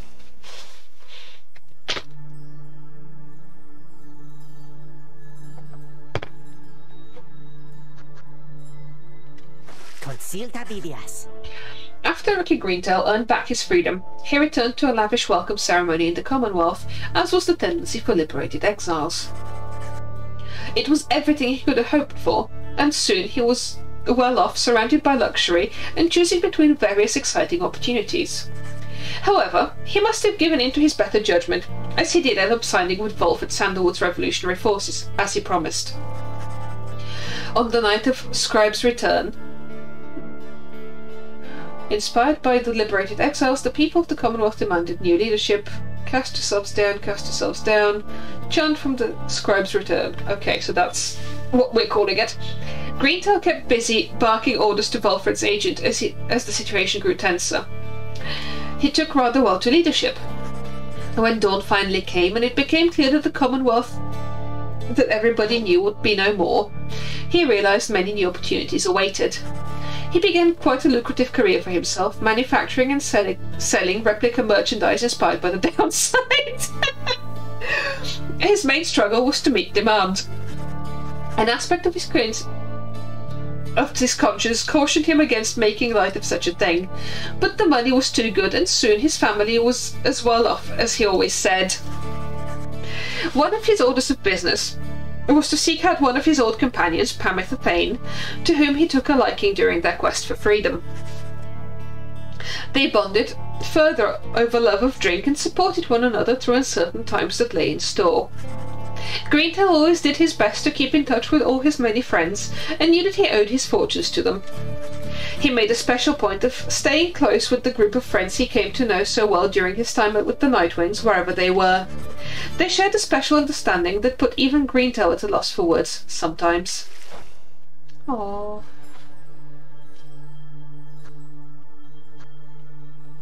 Consilta Vidias.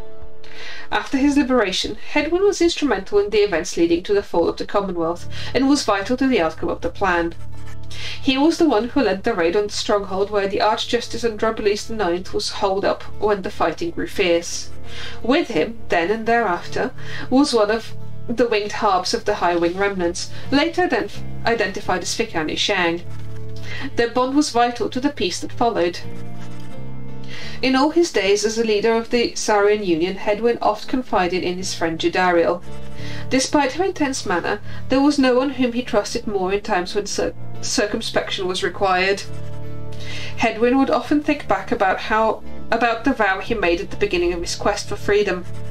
Although he cherished all the friendships he made, he had pledged to Jadariel, Ricky Greentail, and the reader of the Nightwings that they might all be free again together. Hey, we actually made that happen. His promise had come to pass, though he always knew that this was not his own doing. He was always deeply grateful to the other three, his closest friends. While the others who stood with the Nightwings were not all able to remain in contact thus, Hedwyn thought of each of them often, and so in turn did they often think of him. Okay, who next? Come on, Bertrude. There we go. Several exiles of the Nightwings cared more for the plan of Sandalwood than to return home from the downside. The crone called Big Bertrude was a prime example. She had found a suitable environment to live within the dismal region known as Flagging Hands. There she had built up a thriving place of business known to many exiles in the land. With the rites having ended, she returned to her preoccupations, working away almost as though nothing had happened. When one gets to be more than 400 years of age, perhaps even monumental events such as the culmination of the rites or the collapse of the Commonwealth are seen as trifling matters. Much of her effort was doubtless due to the influence of Sandalwood, someone whom she had admired now for decades. He had made clear that he could not requite her feelings for him, but what could have been a hurtful dismissal led only to a deeper understanding between them. By and large, Bertrude kept focused on her work. Whether casting small enchantments or imbuing talismans, the work brought her a sense of purpose, she would say. In the Commonwealth, such services were strictly forbidden, but in the downside there was a real need for simple luxuries, which the competing slug market could not always provide. Thus did Big Bertrude continue to live up to her name, and the tales of her days with the Nightwings made her that much more of the living legend.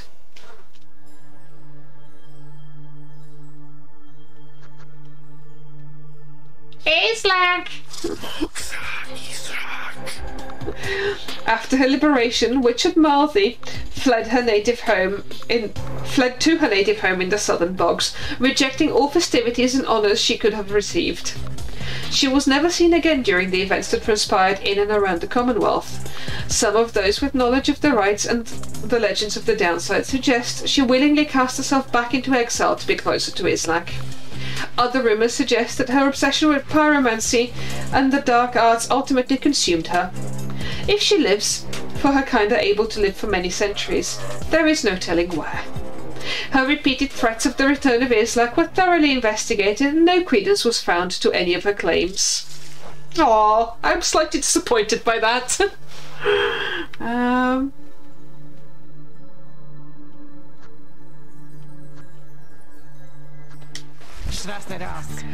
As soon as possible after Tamitha Thane earned back her liberty, she rejoined her sisters of the Highwing remnants in the mountains north of the Commonwealth. The Commonwealth believed that someone such as she could be rehabilitated 3 years spent in exile. Instead, her hatred for her ancient enemies only intensified. On the night of Scribe's return, the Highwing remnants were poised to strike the Commonwealth in a decisive blow. They had received credible intelligence about the expected positions of the Commonwealth leadership and the specific weaknesses in the blood border defences anticipated that night. After a surgical procedure, Tamitha could fly again, almost as well as prior to her exile.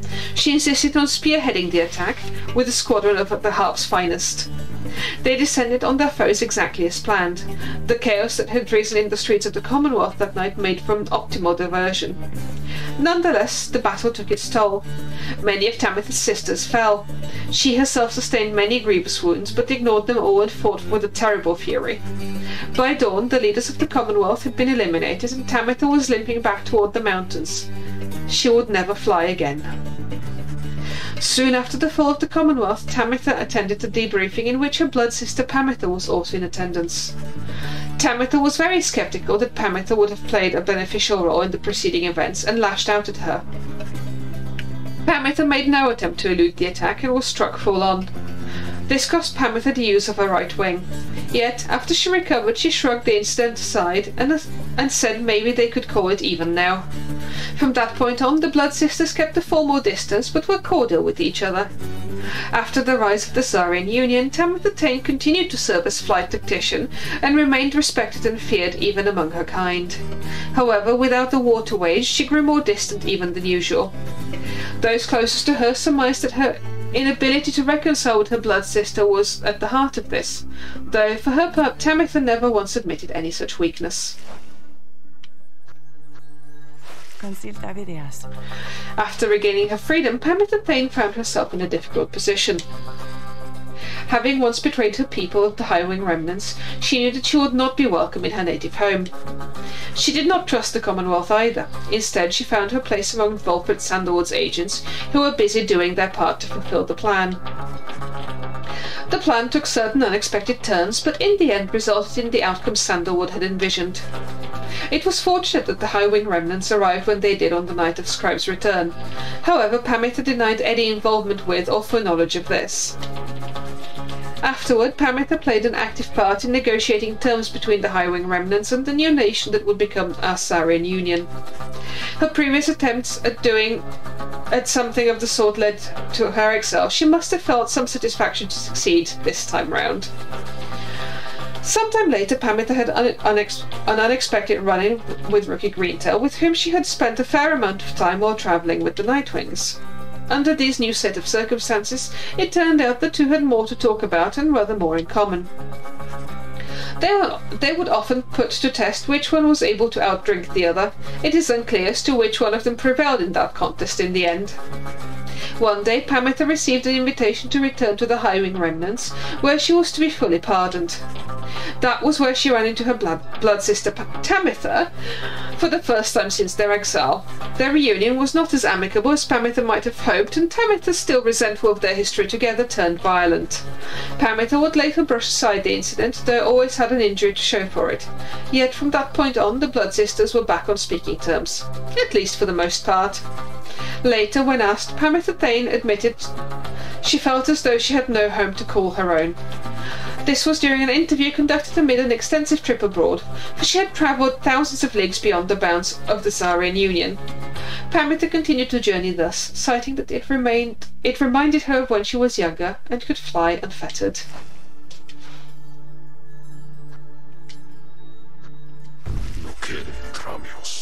After the shimmer pool closed for what would be the last time, Orlick looked around him in the flickering light of the Nightwings still burning pyre. Then he turned toward the Fall of Salayim and looked up toward the black starless sky. After standing thus for some time, he averted his gaze and walked away without a word.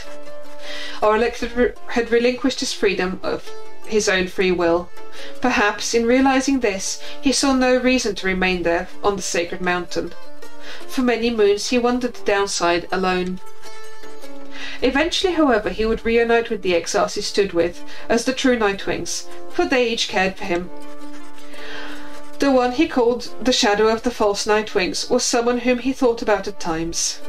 He wondered if this reader had had an influence over the Commonwealth's fall. News must have reached him eventually about the outcome of Volfred Sandalwood's plan. One day he appeared before his former companion. While they kept private the details of the conversation that took place, it must have been enough to rebuild the bonds of friendship between the two of them. They were often seen together after that. Orlick later reunited with Tizo, who joined his travels.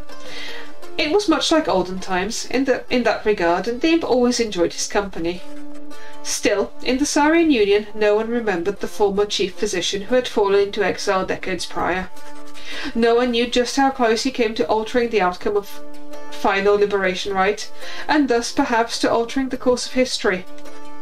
Today, however, this is not the case. Accounts from other exiles of the downside have ensured that Orlick's place in the events that shaped our world are known and shall be known.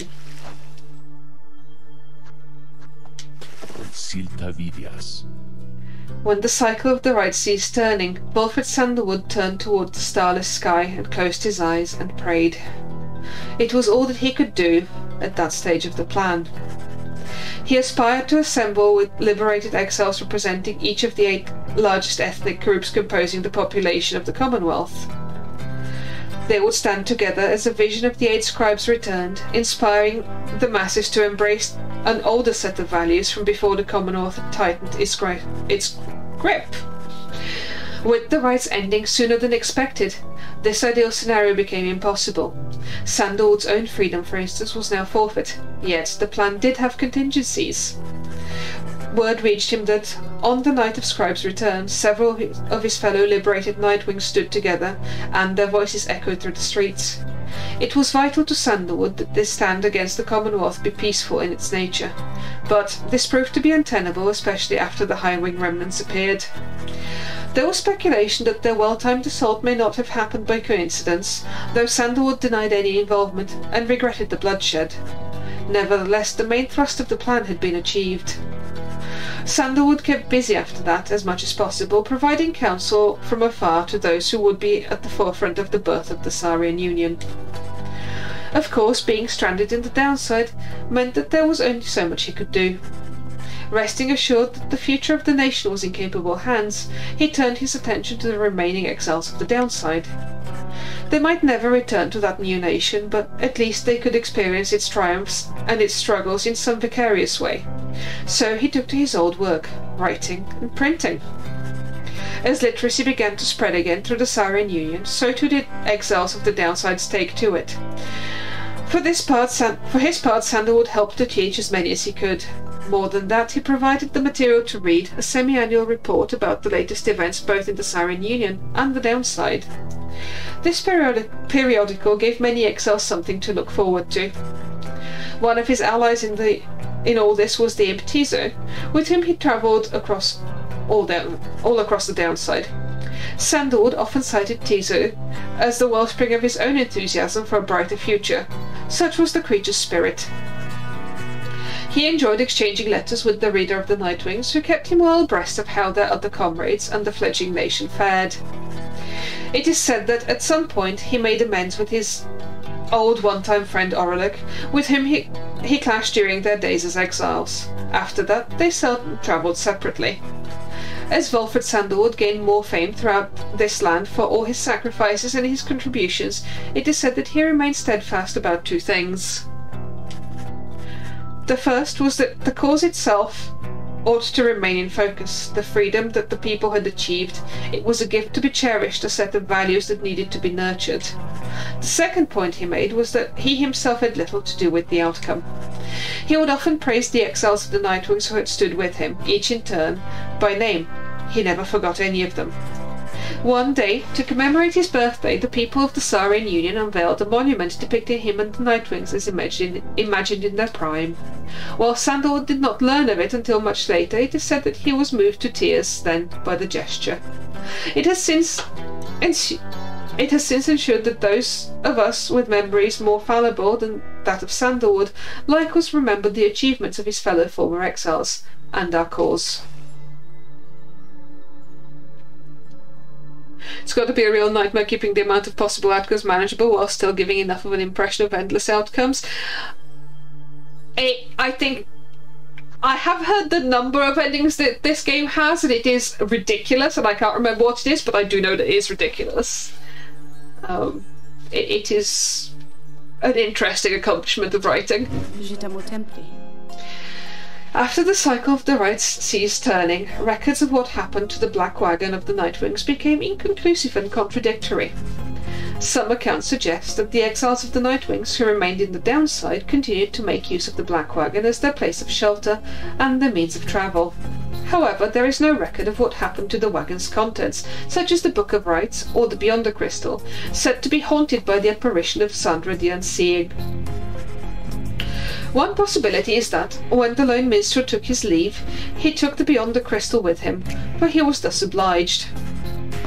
By this line of reasoning, however, the Black Wagon itself should have been taken also. Others remain sceptical that the Beyond the Crystal ever existed, or rather, that the visions that he granted were anything other than the result of an active imagination or a fevered dream. Excuse me. The bog dwellers of the southern bogs offer still another explanation, for they are familiar with binding enchantments. If there existed such an object, in which the Sisters of the Arch had been expelled for more than 800 years, then the enchantment could have expired along with the light of the stars. What this would have meant for Sandra and the Beyonders is difficult to say for certain, other than it might have meant that they were finally released. Nevertheless, the fates of Sandra and the Beyond the Crystal remain unknown. Yet those exiles of the Nightwings who claimed to have seen this apparition all spoke of her with degrees of reverence, or perhaps a little fear.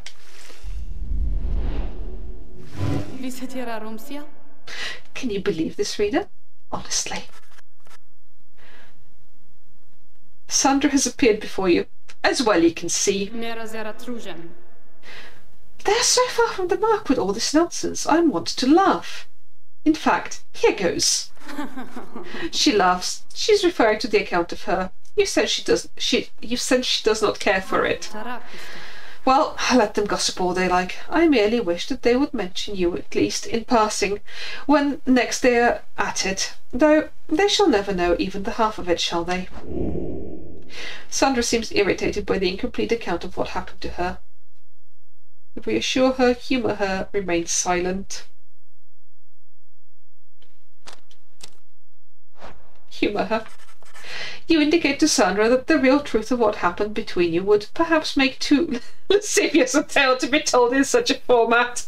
Way! We got to bang Sandra. She makes a bemused sound at this.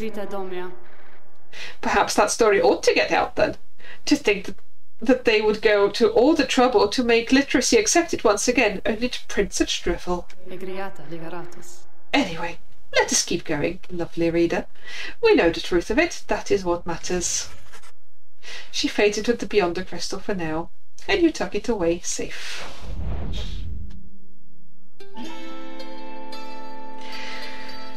There is one more account which warrants mention. The Nightwings conducted the rites under the guidance of a reader. Little is known of them. However, some accounts of them begin to paint a picture. We know they were of common birth, always directionless and prone to misremembering at times. The journey to the downside left them close to death. It was then that the Nightwings found them. They brought them from the brink. They showed them the path. They pressed onwards with the others. They had made a vow to help their friends be free. Thus did the cycle of the rites commence its final turns. When the final rite arrived, the reader's freedom was at stake. That freedom they indeed achieved ere the morning's light. From that point on, accounts of them diverge. It is said the voice, which troubled them, they never heard again. Some say they helped to form the Saurian Union. Though, whether that is true, only they know. Some day, perhaps, that reader's own star shall emerge. Then it shall pierce the dark of night in all its brilliant glory. Until such time, and ever after, all of us give thanks. Their journey began on a barren waste where the reader arrived, afraid and alone. When they arrived, the book of rites awakened the Nightwings and ignited the flame. They follow the stars bound together, strands in our brain till the end. We sing of the last of the Nightwings who, having broken the cycle, shall live on in song. Headwind prevailed and strode the path that his heart laid before him. He has found his way home. Captain Joe Dariel, mother to many a foundling, she has found her way home. Rookie Greentail has proved his worth and returned to his family by the grace of the scribes. They follow the stars bound together. I just looked it up, and apparently it's something like 20,000 endings. Like three or four major ones, but then all of the permutations of what happened to the individuals is about 20,000. Feels the scribes in the heart of the downside. She remained to the end. This song is different based on what you do, I guess.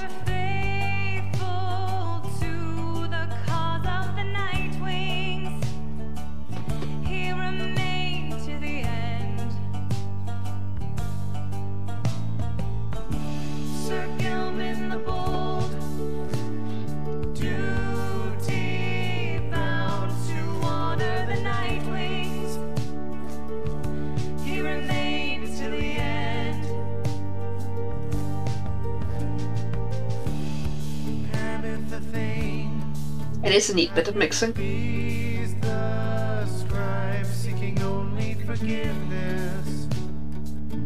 She has found her way home.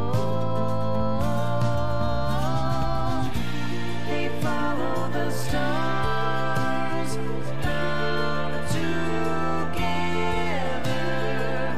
I've actually never heard this song before.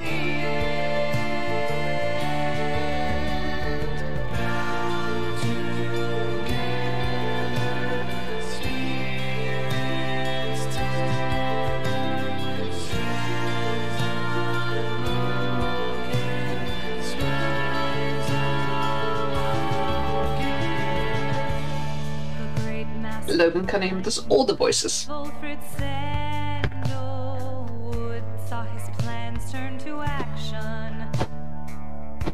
He remained till the end. The bog dweller Bertrude kept their foes at bay with her finest enchantments. She remained till the end. The reader at last made the night wings whole and ascended to freedom. They have found their way home. They follow the stars bound together, strands in a braid till the end. They follow the stars bound together, strands in a braid till the end. Now at the end, as we bid farewell and return to the stars, we shall find our way home.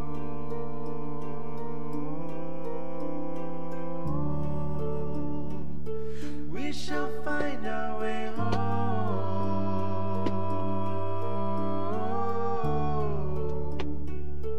We shall find our way home.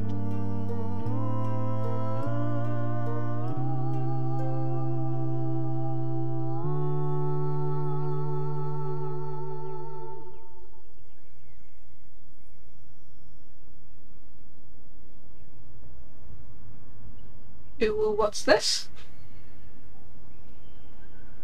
It's a library.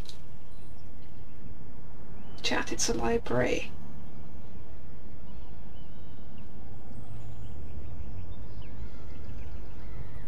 We achieved the revolution in which there's a library. We won.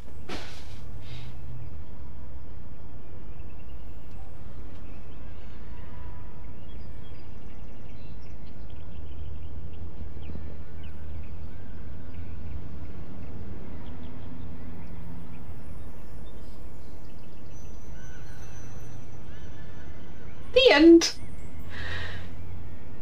Whoa! That was a lot of reading. Wizard basketball and reading. recognise that pattern of stars. The Nightwings campaign mode unlocked. I wonder what that does. Anyway, that was Pyre, which is a game only Supergiant could have made. Like, this game should not work, and yet it does, and I really enjoyed it. I think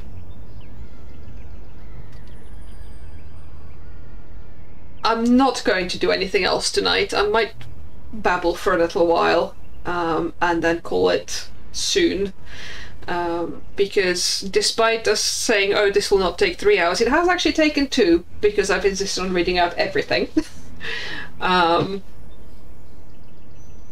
So trying to come up with something to do for the next hour is beyond me right now. Plus my throat, well, while I don't have a sore throat, I feel like I've been reading things out for 2 hours. I will say that this library reminds me of the library on The Revenge, which is the ship on the new Gay Pirate show, which you should all watch if you haven't. This is what I did on Tuesday when I was feeling sorry for myself. Actually, no, I think it was on Wednesday, when I was feeling sorry for myself and trying to work out whether I had COVID. I just binged Our Flag Means Death for the entire day. It was brilliant. This is also why I now have a VPN. But yes. I wonder what True Nightwings campaign mode. I'll go and investigate that off stream. But yes, I think what we're going to do is we're going to call it here. And I will be back next Tuesday from 4 till 7. At which point we'll be playing more Mass Effect. Woohoo! We've made it to Mass Effect 3. Which will be exciting. But yeah.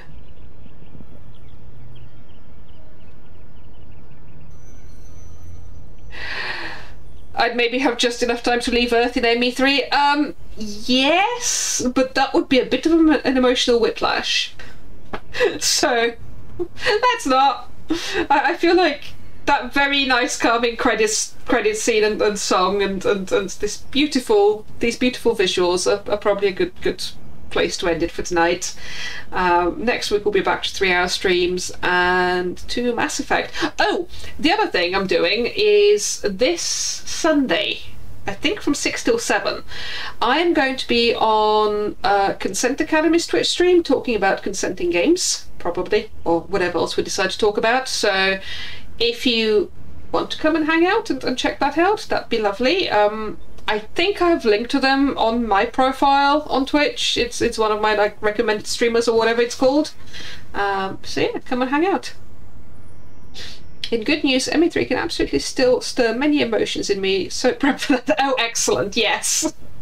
Oh yeah, things I was absolutely emotionally unprepared for: the Gay Pirate show, the new Gay Pirate show. Like, the old Gay Pirate show broke me. Black Sails broke me for like a good week. The new Gay Pirate show also broke me, but in a different way. But yes, I'm looking forward to being emotionally victimized by Mass Effect 3 as well. It will be amazing. Alright, chat. Thank you for coming to hanging out. Thank you to Mods for modding. And I shall see you on Tuesday, if not before. Bye, Internet.